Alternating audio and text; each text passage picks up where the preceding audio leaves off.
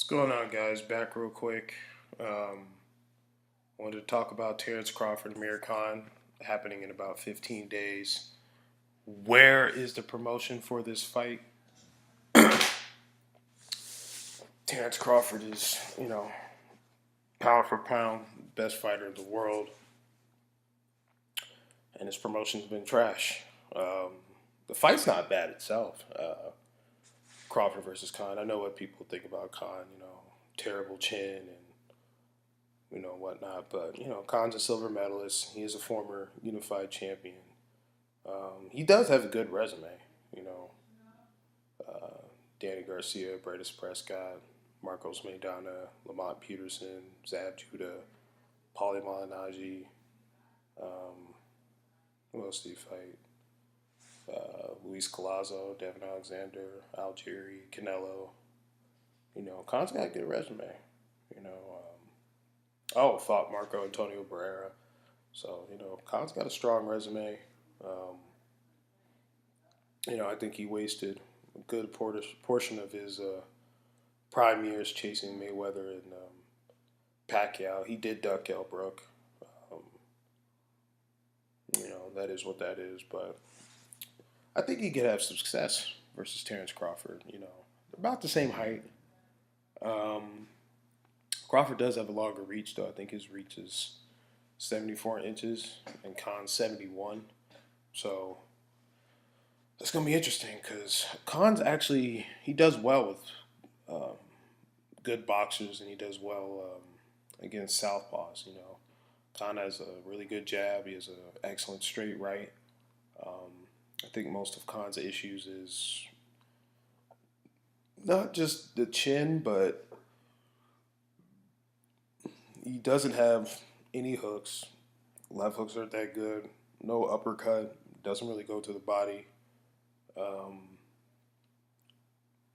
I think at times he gets overzealous with his combinations, throwing five, six punches at a time. And the fact that he does kind of that same routine against an elite counterpuncher, he gets caught. Like Danny Garcia caught him in the exchange. Canelo timed him and caught him. Even though Canelo really didn't do anything till round five, he was catching Khan's like rhythm and timing. Like even though he wasn't able to fire back at Khan, he was making Khan miss. At the end of like round four, round five, he was tagging Khan to the body. So Khan sometimes telegraphs his move set. Once he can get past his speed, he's kind of routine in what he does. So that's kind of the issue with Khan. I like Khan. He's a good boxer, good hand speed, but and in the ring he does show heart. So but Crawford's an animal, man. He can box, he can switch. He's mean, he has power. I think he has deceptive strength. You know, um, so I'm curious how Crawford's gonna fight Khan. Is he gonna you know try to make Khan fight in the exchange? Is he gonna pressure Khan, or is he gonna try to make Khan the aggressor? I'm curious how Crawford's gonna fight Khan because there's more than one ways to beat Khan. Like I said, you could do the Danny Garcia approach and just punch with him and catch him in the exchange. You could time him like Canelo did. You could put pressure on him like Lamont Peterson and Marcos Maidana were able to do, and just put immense amount of pressure. Or he might do a little bit of everything. He might pressure him. He might box off the back foot, make Khan come forward. Um, he might try to make it a shootout. Um, so we'll see. We'll see what Crawford decides to do in there. He might come in as a righty. He might come in as a lefty. He might do a little bit of both. Um, he might go to the body early. Slow down Khan's movement and speed. Um, so we'll see. It's a good fight. Um, I think Khan's back with Virgil Hunter. So I don't know if that. Truth be told, I actually think Khan's better with Freddie Roach than he with Virgil Hunter. Not that I think Freddie Roach is a better trainer, but I think Khan's style is more formidable with Freddie Roach than it was with Virgil Hunter. Khan was a bit more aggressive. Um, Now he is more susceptible to getting caught because of that, obviously. But I think the best version of Khan is actually with Freddie Roach. You know, I don't know why Khan always struggles with like journeyman. You know, he got dropped twice by Samuel Vargas. I think Julio Diaz dropped him once or twice.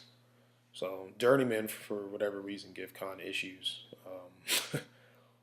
Khan didn't look good in his last fight, but he'll definitely get up psychologically, physically for this fight. But you know, like I said, I've never actually seen Khan outboxed. Seen him pressured, seen him caught in the exchange, seen him countered, but I've never seen him outboxed. So, um, kind of depends what Crawford really decides to do. Like I said, he might do a little bit of everything. He might pressure him. He might try to catch him in the exchange. He might try to time him.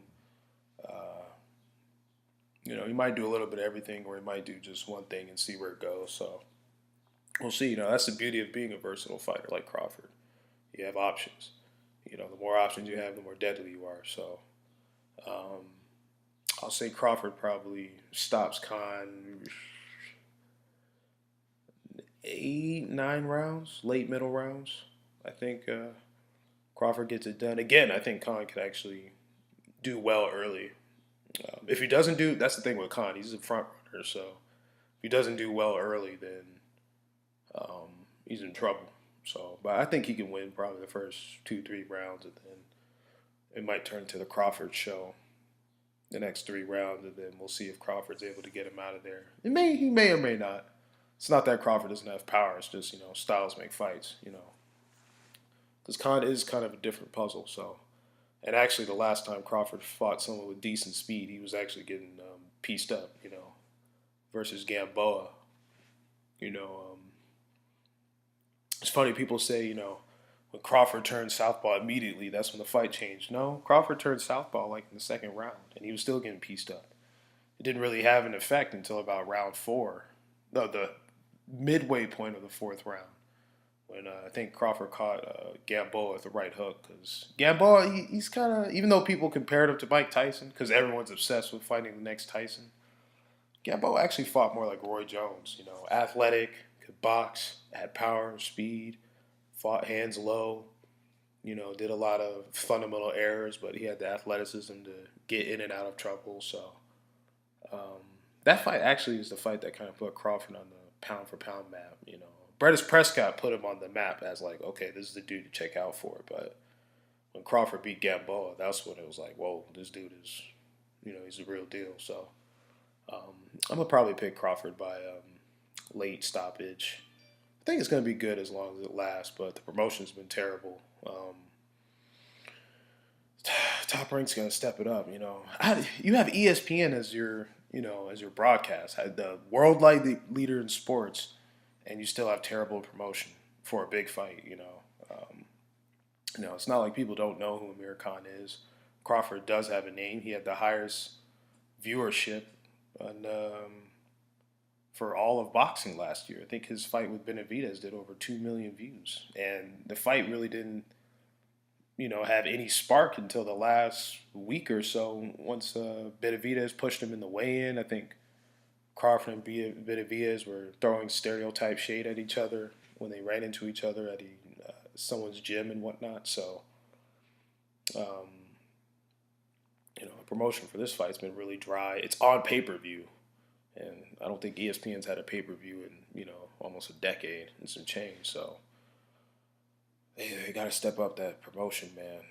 I like Crawford a lot. I respect Khan, but promotion's been terrible, man. And the fight's in 15 days, so I don't know what they're going to do. But you guys should definitely tune in. Let me know who you guys think is going to win. Drop a comment, like, dislike, and have a good one.